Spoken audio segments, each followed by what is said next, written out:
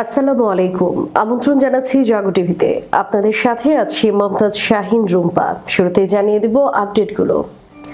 একের পর এক আফ্রিকায় রহস্যময় ফ্লাইট, বিমানের পর বিমান ভরে শত শত ফিলিস্তিনিদের আফ্রিকায় পাচার করছে ইসরায়েল।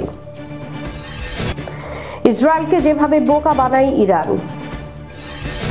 পাকিস্তানের সেনাবাহিনী আল্লাহর সেনাবাহিনী, সৈন্যরা আল্লাহর নামে যুদ্ধ করে, আল্লাহ বিজয় দিয়েছেন সেনাপ্রধান আসিম মুনির। তুরস্ক গাজার দায়িত্ব নিতে প্রস্তুত, হাকান ফিদান। ভেনেজুয়েলায় সামরিক হামলার জন্য প্রস্তুত যুক্তরাষ্ট্র, পেন্টাগন। সৌদি যুবরাজের সফর ঘিরে হোয়াইট হাউসে বিশাল আয়োজন। স্বাধীন ফিলিস্তিন রাষ্ট্র গঠন করতে দেওয়া হবে না, নেতানিয়াহুর হুঁশিয়ারি।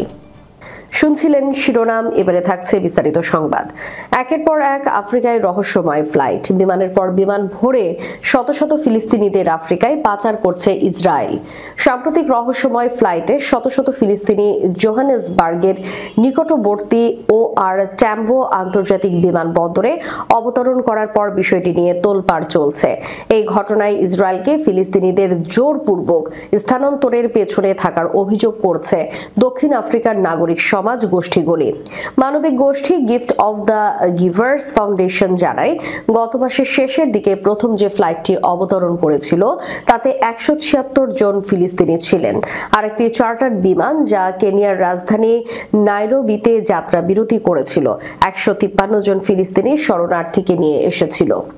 কিন্তু দক্ষিণ আফ্রিকার বর্ডার ম্যানেজমেন্ট অথরিটি BMA তাদের প্রবেশে অস্বীকৃতি জানায়। BMA বলেছে, ফিলিস্তিনিরা দেশে থাকার উদ্দেশ্যমূলক সময়কাল জানাতে বা বাসস্থানের ঠিকানা সরবরাহ করতে ব্যর্থ হওয়ায় অভিবাসন প্রশ্নে উত্তীর্ণ হতে পারেনি। এছাড়াও তাদের পাসপোর্টে প্রথাগত বহির্গমন স্ট্যাম্প ছিল না, যা তাদের প্রস্থানের সময় ইসরায়েলের দেওয়া কথা ছিল। এসব ফিলিস্তিনকে প্রায় 12 ঘন্টা ধরে টারমাকে অপেক্ষায় রাখা হয়েছিল, যা দেশটির নাগরিক সমাজ গোষ্ঠীর মধ্যে ক্ষোভের সৃষ্টি করে। পরে প্রেসিডেন্ট সিরিল রামাপোসার হস্তক্ষেপে ফিলিস্তিনিদের প্রবেশাধিকার দেওয়া হয়। রামাপোসা উদ্বেগও প্রকাশ করেন, মনে হচ্ছে যেন তাদের তাড়িয়ে দেওয়া হচ্ছিল। আমরা পরে বিস্তারিত জানাবো, বলেন তিনি বলেন, সরকার রহস্যময় চার্টার ফ্লাইটগুলি নিয়ে তদন্ত করছে, যা প্রয়োজনীয় কাগজপত্র ছাড়াই ফিলিস্তিনিদের দেশে নিয়ে এসেছিল। বৃহস্পতিবার অবতরণ করা 153 জন ফিলিস্তিনির মধ্যে প্রায় 23 জন দক্ষিণ আফ্রিকা থেকে তাদের চূড়ান্ত গন্তব্যের দিকে ট্রানজিট করেছেন। ফলে দেশে রয়ে গেছে 130 জন এবং এর সাথে আগে আসা 176 জন। বেশ কয়েকটি দক্ষিণ আফ্রিকান গোষ্ঠী আল মাজাদ ইউরোপকে স্থানান্তরের পেছনে থাকা কোম্পানি হিসেবে অভিযুক্ত করেছে। কোম্পানির সহায়তায় গাজা ছেড়ে যাওয়া ফিলিস্তিনি শরণার্থীরা ঠিক কোথায় যাচ্ছিলেন তা জানতেন না। তারা ইন্দোনেশিয়া বা মালয়েশিয়াতে নিয়ে যাওয়া হবে এমন গুজব থাকা সত্ত্বেও তারা পরিবর্তে দক্ষিণ আফ্রিকায় গিয়েছিলেন। ইসরায়েলি সেনাবাহিনী স্বীকার করেছে, তারা গাজার ফিলিস্তিনিদের স্বেচ্ছায় দেশ ছাড়তে সহায়তা করছে এবং আল মাজাদ ইউরোপ এর মতো আনুষ্ঠানিক চ্যানেলের মাধ্যমে মানুষ বের হতে পারছে। ইসরায়েল ও যুক্তরাষ্ট্র সমর্থিত এই নীতির উদ্দেশ্য গাজা থেকে মানুষকে স্থায়ীভাবে সরিয়ে দেয়া। প্রধানমন্ত্রী বেনিয়ামিন নেতানিয়াহুর নিরাপত্তা মন্ত্রিসভার অনুমোদনের পর চলতি বছরের মার্চে ইসরায়েল এই লক্ষ্য বাস্তবায়নের বিশেষ একটি ইউনিটও গঠন করে। ইসরায়েলকে যেভাবে বোকা বানায় ইরান, এই নিয়ে প্রতিবেদন প্রকাশ করেছে মধ্যপ্রাচ্য ভিত্তিক সংবাদ মাধ্যম। প্রতিবেদনে বলা হয়, দীর্ঘদিন ধরে ইসরায়েল ইরানের পারমাণবিক ও ক্ষেপণাস্ত্র কর্মসূচির বিরুদ্ধে গোপন অভিযানের জাল বুনে আসছিল। নীরবে কাজ চলছিল দেশটির অভ্যন্তরে ড্রোন ঘাঁটি স্থাপন, গোপনে অস্ত্র ব্যবসা সহ কমান্ডো পাচার। এক কথায় এক বিশাল পরিকল্পনা নিয়ে ওত পেতে বসেছিল ইসরায়েল। কিন্তু জুন মাসে ইরানের উপর করা সেই অতর্কিত হামলার একেবারে কড়া জবাব দিয়ে আয়াতুল্লাহ খামেনির দেশ প্রমাণ করে দিল, তারাও আগে থেকে পাল্টা আঘাত হানতে প্রস্তুত ছিল। লোহার দুর্গ বলে পরিচিত আয়রন ডোমকে বোকা বানিয়ে ইসরায়েলি সদর দপ্তর গুড়িয়ে দিয়েছিল ইরান। ইসরায়েল নিজের তৈরি ফাঁদে শিকার ধরতে গিয়ে উল্টো ইরানের পটকা ফাঁদে ধরা পড়েছিল। এই কৌশলকে সামরিক পরিভাষায় বলা হয় ডিকয় ক্ষেপণাস্ত্র বা মিসাইল প্রতারণা। এই কৌশলকে কাজে লাগিয়ে ইসরায়েলের অত্যাধুনিক আকাশ প্রতিরক্ষা ব্যবস্থা সেই সময় মুহূর্তের মধ্যে দুর্বল হয়ে যায়। ফলে নেতানিয়াহু সামরিক বাহিনীর ক্ষেপণাস্ত্র আটকানোর ক্ষমতা দ্রুত হ্রাস পায়, যা খোদ মার্কিন সংবাদ মাধ্যম ওয়াল স্ট্রিট জার্নাল প্রকাশ করেছিল। এটি আসল ক্ষেপণাস্ত্রের মতো দেখতে এবং একই রকম আচরণ করে, কিন্তু এটি মূলত শত্রুর আকাশ প্রতিরক্ষা ব্যবস্থাকে বিভ্রান্ত করার জন্য ব্যবহৃত হয়। এটি আসলে একটি ভুয়া ক্ষেপণাস্ত্রের ফাঁদ। কৌশলটি ছিল এমন, ক্ষেপণাস্ত্র নিক্ষেপ করার সময় আসলটির সঙ্গে ধাতব পটকা নিক্ষেপ করা হয়, যা থেকে তীব্র আগুন বের হতে থাকে। ইসরায়েলের আয়রন ডোমের মতো আকাশ প্রতিরক্ষা ব্যবস্থাগুলো এই ধাতব পটকা শনাক্ত করে সেটিকে আসল ক্ষেপণাস্ত্র মনে করে। আসল ক্ষেপণাস্ত্র মনে করাই সেটিকে বিধ্বস্ত করতে স্বয়ংক্রিয়ভাবে প্রতিরক্ষা ক্ষেপণাস্ত্র নিক্ষিপ্ত হয়। এভাবে প্রতিরক্ষা ক্ষেপণাস্ত্র যখন ধাতব পটকার দিকে যেতে থাকে বা সেটিকে বিস্ফোরণ ঘটায়, তখন আয়রন ডোমের অস্ত্রাগার খালি হতে শুরু করে। এই সুযোগে দ্রুত গতিতে আসল ক্ষেপণাস্ত্রটি তার লক্ষ্যে আঘাত করে। মজার ব্যাপার হলো, ইসরায়েলের আয়রন ডোম থেকে একবার প্রতিরক্ষা ক্ষেপণাস্ত্র বের হয়ে গেলে সেটি নতুন করে লোড করতে প্রায় 10 থেকে 11 মিনিট সময় লাগে, কিন্তু ইরানের হাইপারসনিক ক্ষেপণাস্ত্র আয়রন ডোমে শনাক্ত হওয়ার মাত্র 7 মিনিটের মধ্যেই ইসরায়েলের ভূমিতে আঘাত হানতে পারে।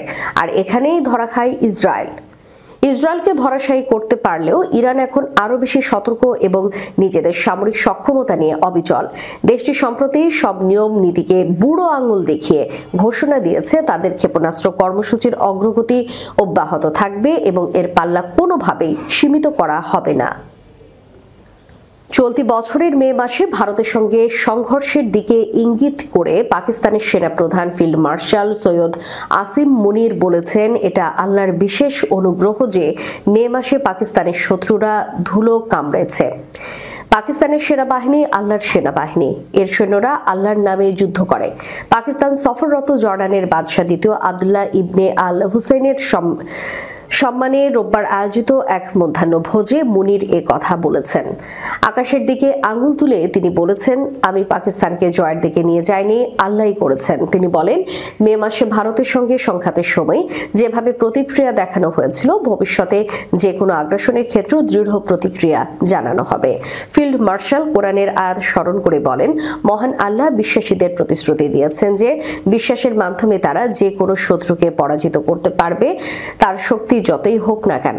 পাকিস্তান মে মাসে এটি প্রমাণ করেছে।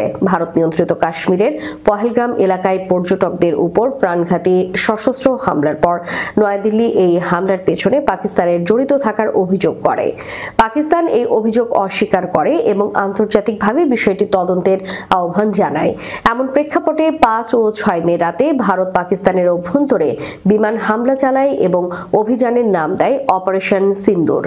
এরপর পাকিস্তানও অপারেশন বুনিয়ান মারসুস নামে একটি পাল্টা অভিযানে বিভিন্ন অঞ্চলে 20টিরও বেশি ভারতীয় সামরিক স্থাপনায় হামলা চালায়। তুরস্ক গাজা উপত্যকায় স্থিতিশীলতা ও শান্তি প্রতিষ্ঠায় প্রয়োজন হলে সেনা পাঠাতেও প্রস্তুত, এমন বার্তা দিয়েছেন দেশটির পররাষ্ট্রমন্ত্রী হাকান ফিদান। শনিবার তুরস্কের একটি চ্যানেল সরাসরি সাক্ষাৎকারে তিনি বলেছেন, গাজার বর্তমান মানবিক পরিস্থিতি ও রাজনৈতিক অচলাবস্থার অবসানে আঙ্কারা দায়িত্ব নিতে দ্বিধা করবে না। ফিদান বলেন, গাজা নিয়ে আন্তর্জাতিক সম্প্রদায়ের সামনে আমাদের বার্তা স্পষ্ট, তুরস্ক তার দায়িত্ব পালনে পিছপা হবে না। প্রয়োজনে সৈন্য পাঠানো সহ যে কোনো ভূমিকা গ্রহণে আমরা প্রস্তুত। তিনি জানান, মার্কিন প্রেসিডেন্ট ডোনাল্ড ট্রাম্পের সঙ্গে প্রেসিডেন্ট এরদোগানের সাম্প্রতিক বৈঠকে আঞ্চলিক নিরাপত্তা, গাজা সংকট ও দুই দেশের সম্পর্কের গুরুত্বপূর্ণ বিষয়গুলো নিয়ে আলোচনা হয়েছে। তিনি আরও বলেন, তুরস্কের সক্রিয় পররাষ্ট্রনীতি দেশটিকে এখন বহু আন্তর্জাতিক ইস্যুতে একটি নির্ভরযোগ্য সহযোগী হিসেবে প্রতিষ্ঠিত করেছে। যুক্তরাষ্ট্রের সঙ্গে চলমান আলোচনায় গাজার জন্য একটি সম্ভাব্য আন্তর্জাতিক স্থিতিশীলতা বাহিনী গঠনের বিষয়টি গুরুত্ব পাচ্ছে। জাতিসংঘ নিরাপত্তা পরিষদের আলোচনাধীন খসড়া প্রস্তাবেও এই বাহিনীর কাঠামো ও দায়িত্ব নিয়ে আলোচনা চলছে বলে জানান ফিদান। মার্কিন সমন্বয়ে ইসরায়েলের ভেতরে একটি সিভিল মিলিটারি কোঅর্ডিনেশন সেন্টারে ইতোমধ্যে কাজ শুরু করেছে, যা যুদ্ধবিরতি পরবর্তী পরিস্থিতি পর্যবেক্ষণে ভূমিকা রাখছে। ফিদান জানান, কাতার, মিশর ও তুরস্ক কূটনৈতিক প্রচেষ্টায় শারম আল শাখ বৈঠকের মাধ্যমে গাজায় যুদ্ধবিরতি কার্যকর হয়েছে এবং সংশ্লিষ্ট দেশগুলো এই প্রক্রিয়াকে রাজনৈতিক সমর্থন দিয়ে যাচ্ছে। তিনি বলেন, গাজায় মানবিক সহায়তা পৌঁছানো এখনো প্রত্যাশার তুলনায় কম। তুরস্ক একটি বিশেষ মানবিক সহায়তা সমন্বয়কারী নিয়োগ করেছে এবং সহায়তা জোরদারে চেষ্টা চালিয়ে যাচ্ছে। ইসরায়েলি দখল অব্যাহত থাকলে সশস্ত্র প্রতিরোধ থামবে না বলেও মন্তব্য করেন ফিদান। তিনি বলেন, দখল চললে প্রতিরোধ চলবেই, হামাস না থাকলে অন্য কেউ থাকবে, দখল বন্ধ করাই মূল শর্ত। সূত্র টিআরটি। ভেনেজুয়েলার বিরুদ্ধে সম্ভাব্য সামরিক হামলার সব প্রস্তুতি শেষ করেছে যুক্তরাষ্ট্র, এমনটি জানিয়েছে মার্কিন গণমাধ্যম এনপিআর। এরই মধ্যে ত্রিনিদাদ ও টোবাগোতে 5 দিন ব্যাপী নৌ মহড়ার ঘোষণা দিয়েছে দেশটির প্রতিরক্ষা দপ্তর পেন্টাগন। এছাড়া স্থানীয় সময় রোববার যুদ্ধবিমানবাহী বিশ্বের সবচেয়ে বড় রণতরী ইউএসএস জেরাল্ড আর ফোর্ড পৌঁছাবে উত্তর ক্যারিবীয় সাগরে। দিন দিন তীব্রতর হচ্ছে ভেনেজুয়েলার সঙ্গে যুক্তরাষ্ট্রের বৈরিতা। উত্তর ক্যারিবীয় সাগর তীরবর্তী দেশটিতে এখনো সরাসরি হামলার ঘোষণা দেননি মার্কিন প্রেসিডেন্ট ডোনাল্ড ট্রাম্প, তবে হামলার সব প্রস্তুতি প্রায় শেষ হয়ে গেছে। রণতরীর সঙ্গে যুক্ত হবে 15,000 মার্কিন সেনা এবং 2,000 মেরিন। সম্প্রতি ডোনাল্ড ট্রাম্প জানান, ভেনেজুয়েলা ইস্যুতে তিনি মনে সিদ্ধান্ত নিয়েছেন, তবে বিষয়টি স্পষ্ট করেনি। এদিকে ত্রিনিদাদ ও টোবাগোতে মার্কিন সামরিক মহড়া নিয়ে তীব্র ক্ষোভ জানিয়েছে ভেনেজুয়েলার প্রেসিডেন্ট নিকোলাস মাদুরো। কারাকাসের পেতারে সমর্থকদের সামনে বক্তৃতায় তিনি অভিযোগ করেন, ওয়াশিংটন যুদ্ধের প্রস্তুতি নিচ্ছে। বলেন, দ্বীপ রাষ্ট্রটির মানুষই ঠিক করবে তারা তাদের জমি পানিকে মার্কিন সামরিক পরিকল্পনার জন্য উন্মুক্ত রাখবেন কিনা। যুক্তরাষ্ট্রের প্রতিরক্ষা দপ্তর দাবি করেছে, এসব পদক্ষেপ মূলত মাদকবাহী নৌকা আটকানোর জন্যই নেওয়া হচ্ছে। ট্রাম্প প্রশাসনের কর্মকর্তারা ইঙ্গিত দিয়েছেন যে ভেনেজুয়েলাকে লক্ষ্য করে সম্ভবত স্থল হামলার প্রস্তুতি নেওয়া হচ্ছে।